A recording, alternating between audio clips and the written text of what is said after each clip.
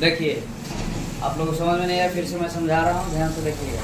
प्रश्न कह रहा है कि 7 मीटर ऊंचे भवन के शिखर से एक केबल टावर के शिखर का उन्नयन कोण 60 डिग्री और इसके पाद का अवनमन कोण, इसमें कहा गया भाई पहले हम लोग क्या देखते थे, कह रहा है कि इसके पाद का अवनमन कोण 45 डिग्री है। तो टावर की ऊंचाई बताइए। यहाँ चित्र में देखिएगा, यहाँ पे ये मान लेते हैं ए और बी क्या है, टावर की ऊंचाई।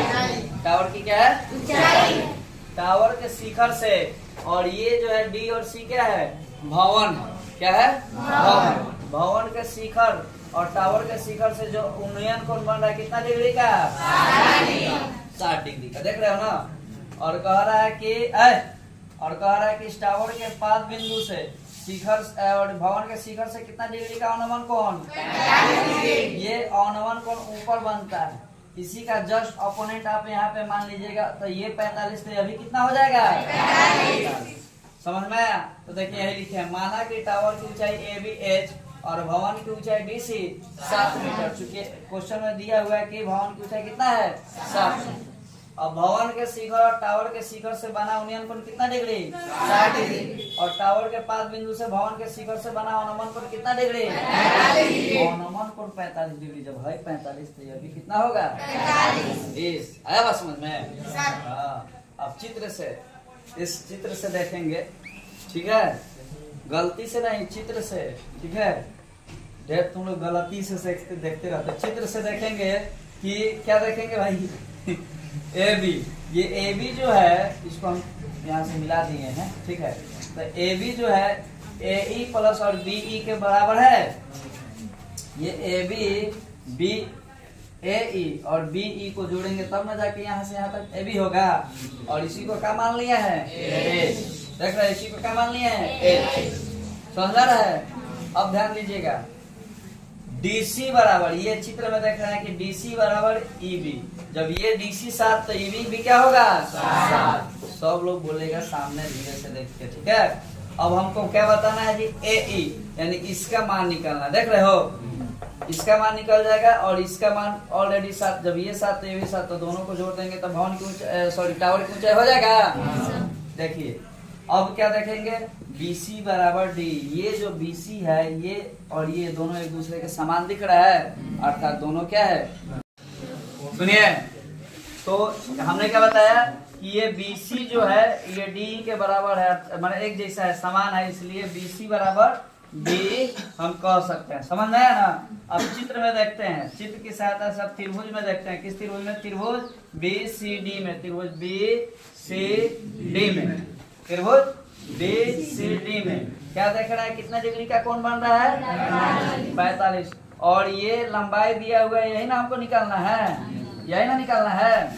तो tan 45 बराबर क्या लिख सकते हैं, DC बटा BC, है ना। tan 45 का मान कितना होता है, tan 45 का मान 1 और DC बराबर 7। BC का मान निकालना है। आड़े तिरछा गुना कर देंगे, तिरछा तिरछी जाना के हम लोग बोलते हैं अपना भाषा में, आड़े तिरछा, आड़ी और तिरछा, समझ में आया ना। तो BC और 7, तो BC में 1 से गुना करेंगे, BC और 7 में 1 से गुना करेंगे, कितना आएगा, 7। समझ में आया क्या। अब देखो, अब क्या करना है कि ये जब 7 आ गया और ये दोनों क्या है, 7 है। जब ये 7 आ गया तो ये भी तो 7 होगा, क्योंकि दोनों को समान माने हैं, है?